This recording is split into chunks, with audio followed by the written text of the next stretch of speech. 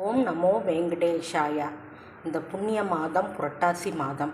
இந்த புரட்டாசி மாதத்தில் வருகின்ற சனிக்கிழமை எல்லாரும் காலையில் எழுந்திரிச்சு குளிச்சுட்டு வீட்டில் விளக்கேற்றிட்டு பெருமாளுக்கு படத்துக்கு துளசி மாலை போட்டு, கோயிலுக்கு போனீங்கன்னா கட்டாயம் துளசி மாலை வாங்கிட்டு போங்க. வீட்லேயும் துளசி மாலை போட்டு உங்களால் உங்கள் வீட்டு வழக்கப்படி என்ன நைவேத்தியம் செய்ய முடியுமோ செஞ்சு பூஜை பண்ணுங்க. அதே மாதிரி துளசி மாடத்துக்கும் பூஜை பண்ணுங்க. தாயார் பெருமாள் 2 பேரும் சேர்ந்துருக்க படத்தை தான் வீட்டில் பூஜை அறையில் வச்சு கும்பிடணும். அதுக்கப்புறம் வேறு எங்கேனாலும் நீங்கள் மாட்டினீங்கன்னாலும் பெருமாள் படத்தை பெருசாக தனியாக மாட்டிக்கலாம்.